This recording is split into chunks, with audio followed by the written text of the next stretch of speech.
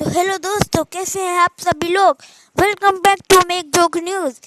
तो आप breaking news देख रहे हो लाइव, वो भी मेक जोक पे। तो आप आज की न्यूज़ सुनो। अरे सुनो। तो आज की न्यूज़ में ये है कि हम लोग क्या बोलने वाले हैं। हाँ, आज की खबर ये है, ताज़ा की बासी। हाँ, ताज़ा खबर ये है। आज की ताज़ा खबर ये है कि हमारे शहर में बहुत बड़ा तूफान आने वाला है। इसलिए आप लोग कृपया बच के रहे, नहीं तो आप लोग की जान भी खतरे में जा सकती है। ये है आज की ब्रेकिंग न्यूज़। अब कल मिलते हैं।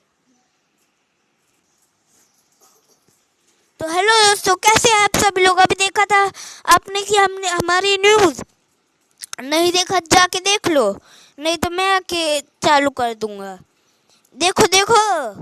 बाय, मिलते हैं कल।